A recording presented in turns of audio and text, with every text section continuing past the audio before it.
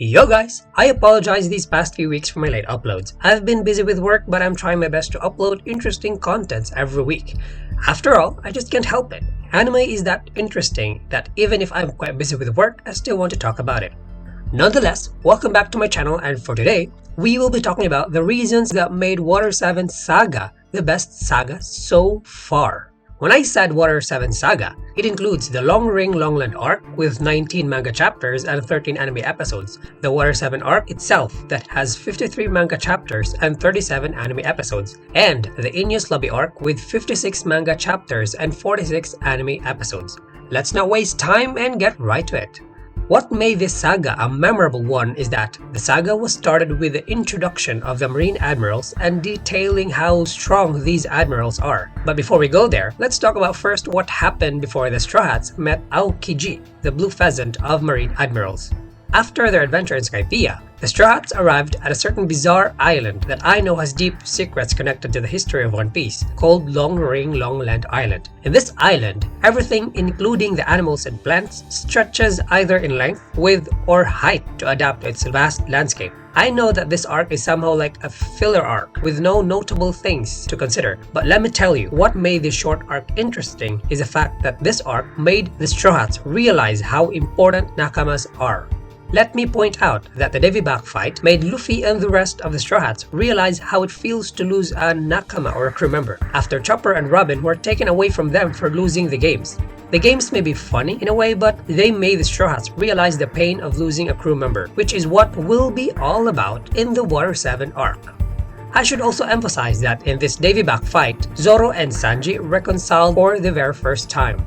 Also, after reading the manga again and watched the anime, I've just realized that Oda-sensei has foreshadowed a character, a future Straw Hats in this short arc, that is, Brook. See this afro and skull here? Certainly a foreshadowing of Brook, isn't it?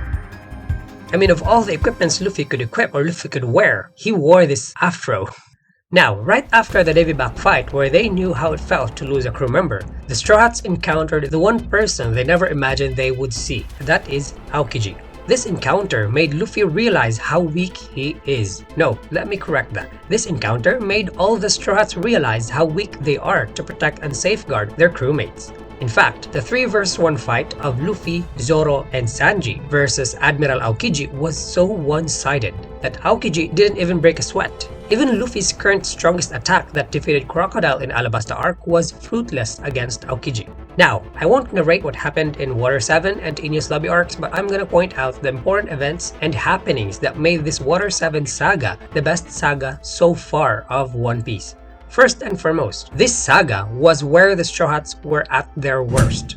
Like, of all the times the crew faced their hardships, this was the worst. This was the time when the Straw Hats were tested of their loyalty and camaraderie. Who would ever forget how Luffy, Zoro, Sanji, and Chopper avenged Usopp, who barged into the Frankie family house alone to recover the money that was taken from them? How Usopp bravely pitted a duel to Luffy just to protect Going Merry? How Luffy and Usopp battled to death, even though both have reasons behind their determination to win. How Luffy acted and tasted the bitter reality of being a crew captain. How Robin intentionally left the crew. And the fact that the Straw Hats knew that their precious ship, Going Merry, can no longer cruise totally broke the crew apart. Like, this was their worst situation. In this saga, Pluton was also mentioned for the second time. It was also mentioned that Pluton was made in Water 7 and that its blueprint has been handed down to worthy and righteous shipwrights to protect it. The identity called Klabauterman has been told, which we still don't know the full explanation of. Then, the appearance of the strongest soldiers of world government, the Cypher Paul 9. How their strong bodies were molded and how they became the strongest assassin group of world government with their Rokushiki techniques. The untold past of Nico Robin has been revealed, how she lost her hometown Ohara, how she lost everything after a single selfish buster call, how she lived her life alone without anyone to depend on for 20 years. The revelation of an ancient city that the scholars of Ohara has been studying for years. It is also in this arc that the Straw Hats declared war against the world government, which I don't think any other pirate crew has done. Then here, the Straw Hats parted ways with Going Merry. By the end of the saga, Robin was saved, Usopp joined the crew again, Frankie became a pirate and joined the Straw Hats, and the Straw Hats got their new pirate ship, Thousand Sunny. Now, the previous sagas have rules of their own. The East Blue Saga is about the gathering of crews and how the Straw Hat Pirates came to be, how Zoro, Nami, Usopp, and Sanji joined their crew, and how Straw Hat Pirates started working for their dreams.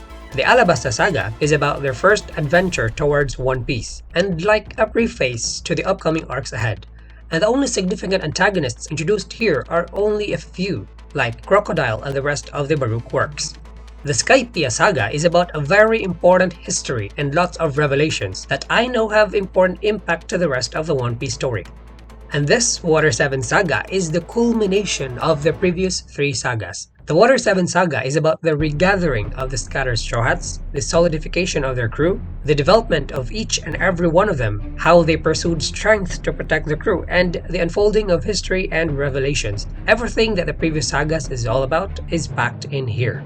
Moreover, what made this Water 7 Saga so epic and memorable were the fights. Like all the fights throughout the saga. From the Davy Back fight, where they realized that failing to win a fight is synonymous to losing a crewmate, to their fight against Aokiji, where they came to a realization how strong their enemies are, the Marines, to Luffy's duel against Usopp, where their knit-tight relationship was tested, to the fight against the Frankie family, and to their individual fights against the Cypher Pole agents that enabled them to grow stronger. And I would like to point out individually the progress the Straw Hats had made in these fights. First, Luffy, who fought against the strongest agent of Cypher Pole, developed his first power-up in the series, that is, the second gear. Following after that is his gear third. It is only in this arc where 2 power-ups of Luffy were developed. Not even in Alabasta arc, where Luffy had a deathly match with Crocodile, did he develop his gear second. These buffs are due to him not wanting to lose Nico Robin to the world government. See the significance of Davy Back fight? Because of his realization that failing to win is losing a crew member, he developed these 2 gears to defeat his enemies from Blue Note to Rob Lucci. Generally saying, in this arc, Luffy realized that he has to become stronger than anybody else to protect his crew. Next, Zoro's fight against Kaku, the user of Ushi Ushi no Mi model Giraffe, made Zoro even stronger. In this fight, he developed and used for the very first time his ultimate move, Demon Aura Asura. It was in this fight that Zoro realized he could become even stronger and that he still has a long way to go. I'd like to make note that there are only 3 fights where Zoro used his Asura mode. The first one is this fight here, the second one is his fight against Kuma in Shabondi Archipelago, and the third fight is against Kaido in Wano Kingdom. Then, Sanji developed his Diable Jambe in his fight with Jabra, the user of Inu Inu no Mi model Wolf. It is in this fight that he started becoming less human.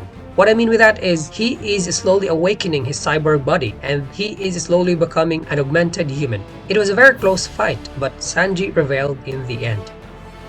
Nami, who fought against Khalifa, also made a progress through her ingenious use of her climb attack.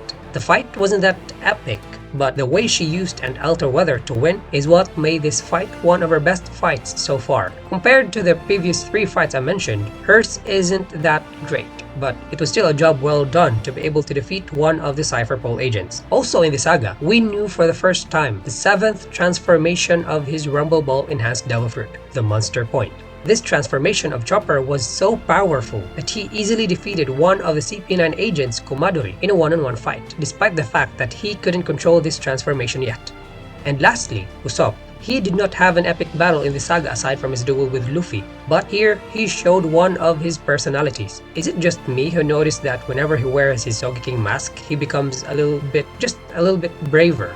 I mean, he becomes a little bit different from how he usually acts. Remember his fight with Perona, the Ghost Princess in Thriller Bark? He was thoroughly beaten up by this zombie, and not until he wore his Sogeking mask did he understand Perona's powers and how to defeat her. Here's the clip.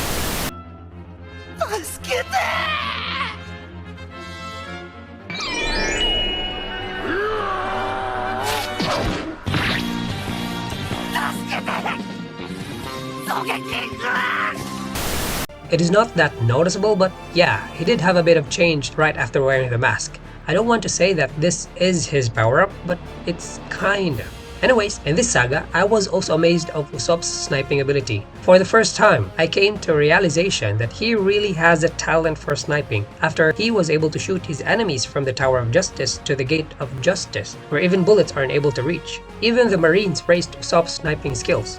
All in all, these fights of each strats made them stronger, and that's what I like about this saga. It is not just all about talks, not just revelation and history, but it is also packed with epic fights and character development.